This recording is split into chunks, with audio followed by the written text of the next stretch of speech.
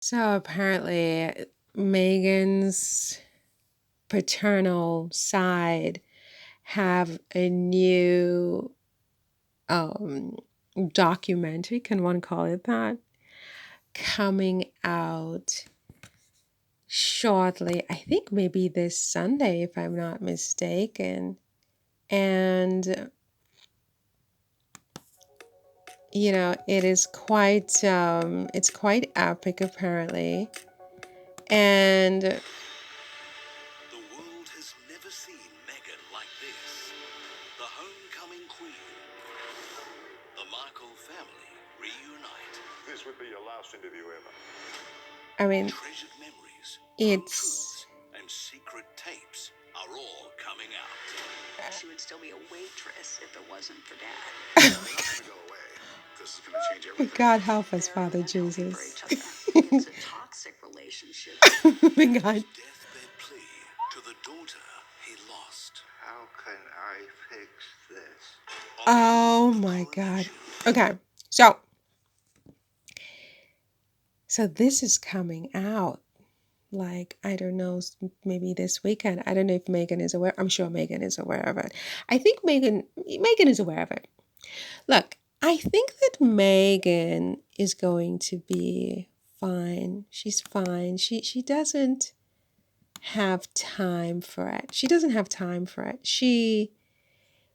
Is she is who she is. She just signed, for example, a big deal with WME talent agency in Which in have nothing to do Hollywood. with where I am in my life right And now. Why don't you all move on? Because I think this is really what she's saying, and I think she's saying it very, very articulately and very impressively. I think I I'm kind of speechless because on one level, on one hand, I sort of decided I wasn't going to do videos on certain characters in this whole saga. I mean, the Megan saga involves a lot of different characters. I mean, this is a woman, her with Harry. Her on her own, I think she was, I don't know what her life was like before Harry, but her with Harry creates something that the world finds impossible to cope with, impossible to ignore. The combination is explosive. Let's be honest. I mean, by herself, did you know her? I mean, if you knew her on Suits, you were lucky, or her blog, Tig, whatever. I didn't know her. I never heard of her.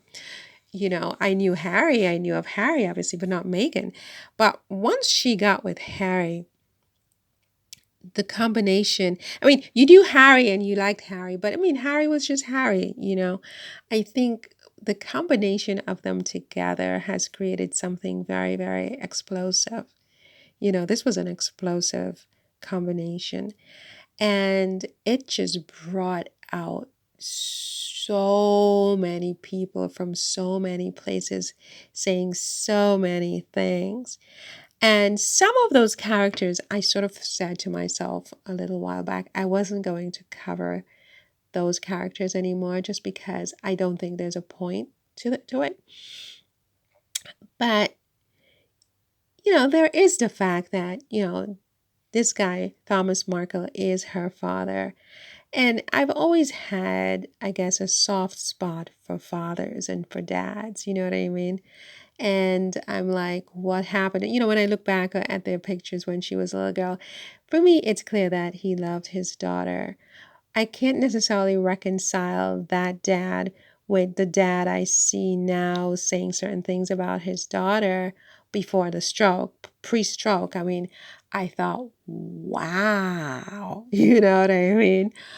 And then there was a stroke, and then there was this really long silence, and now, this is the trailer is the first time I'm hearing him speak since the stroke, and you don't wish that kind of thing on anybody. Well, maybe sometimes you do, but it's very, very rare that you would wish that kind of thing on somebody Somebody would have to be really, really horrible, really horrible. And there are a couple of people in the saga who, if they did get a stroke, um, I would not be crying inconsolably about it. I'm not going to throw a party and get a t-shirt that says, "Oh my God, she got a stroke. Hey, hey, hey." But I wouldn't be inconsolably sad either. There are a couple of them. Now, that said, with certain individuals, I just said, you know what? Just don't even mention their names. Don't bring them up. Don't put them on the channel. Da da da da da. But there's this trailer, and you hear Thomas Markle saying, "How can I fix this?"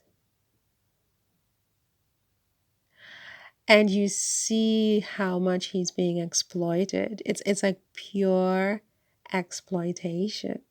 Like, I mean, it's like, wow, whose idea was this documentary to put this man in this documentary like this? I mean, it's exploitative, in my opinion. This is my viewpoint. It's exploitative. I'm sure that, maybe he came up with the idea. Maybe he called up these people and say, let's make a documentary. I mean, in which case I take it back. But I mean, if he didn't come up with the idea and somebody else came up with the idea and went over there to do this to this guy in this condition, I mean, wow, right? That said, I mean, I mean, wow. I don't know what to say. I'm speechless. I'm just rambling on and on. I couldn't even believe what I just heard. Um, wow. How is Megan going to deal with this? I don't know. I think the way she has been dealing with it all along, I think she feels that what he did and what certain members of her family did is unforgivable. Not was, but is unforgivable in the present. And I think unfortunately it is possible to cross the line with your even with your family, where you go to a point of no return and nothing that can be said can fix it. It cannot be fixed. It's in tatters and cannot be fixed. It's broken. It's like in a million pieces and cannot be fixed. I don't know. I mean, I don't know Megan. I don't know what happened with her and her dad, but I get the sense that it cannot be fixed, which is really heartbreaking. But she would still be a waitress. Wow. I don't think there's anything wrong with being a waitress. I mean, it's an honest job if that's all you can get. Some people can't even get that much. I couldn't get a job as a waitress. Who's going to hire me as a waitress? I mean, they take one look at me and they just throw their slop at me. Get out. So being able to get a job as a waitress is a big deal. But that said, I think that you know her moving from waitress to something else, I think has to do with her, not anybody else. Because this man has many children. He has at least 3 or 4 children, to my understanding. And he did the same for all the children. And only Megan was a breakout success. So why did they not succeed on the same level? Right? If he's going to take the credit for her success, then he has to take the credit for their lack of success on the level of Megan, right? I mean, I'm sure they're successful in their own right, but it doesn't appear that they are on the same level as Megan's success. So is that also due to their father? I mean, it's just, to me, when you succeed, oh, suddenly everybody and their mother wants to take credit for it. But when you fail, you're on your own, right? I think Megan succeeded because she took what she was given and she maximized it. I mean, everybody has parents, everybody, has this and they have that, but ultimately you have to do it on your own. And when you make it, it's you. I mean, okay, if along the way there are people who play a role, but I mean they also play a role in your failure. Then when you fail, whose fault is it? You can't blame anybody, right?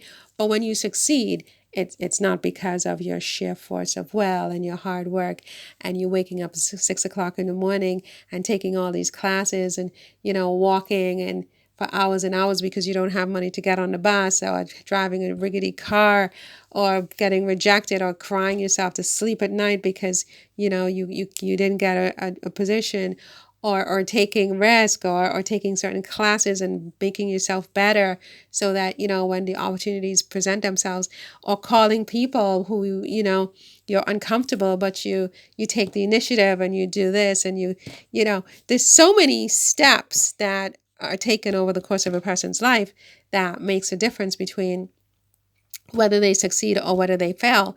And very little of that has to do with anything other than that person themselves, right? And, so the idea that, well, she succeeded, so therefore all of it is attributable to her father, versus those who didn't succeed, or who are raging failures, whose fault is that? I mean, it's an interesting phenomenon. I think this idea that um, you know this success is not hers. I mean, what did her father have to do with her meeting her husband, for example, and hanging on to her relationship, and feeding that relationship and nurturing that relationship, picking this guy, meeting him, nothing at all, nothing at all.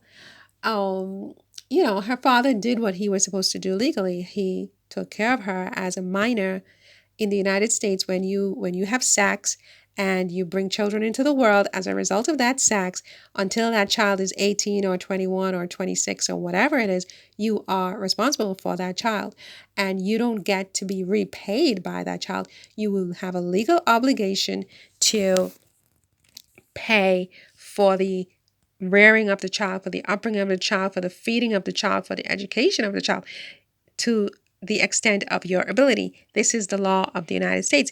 And if you don't do that, you can actually be arrested and put in prison, right? So her father didn't do anything that was not his legal obligation. If you don't want this legal obligation, don't have kids, right? Megan doesn't owe any of her parents, or either her parents, anything, because that was their choice to bring life into this world. This is your responsibility, right? Now, post 18, she's her own responsibility, and she took it upon herself to make herself into the maximum she could. I mean, look, my hat is off to her. Why is she a bad person because of that? And why does her father get, all the credit for who she is? Everybody's father, you know, paid for their minor years, their upbringing, their feeding, their education. This again is his legal obligation, right? You have sex, you have kids, it's your obligation, right? Am I wrong? Correct me if I'm wrong here. Maybe I'm wrong.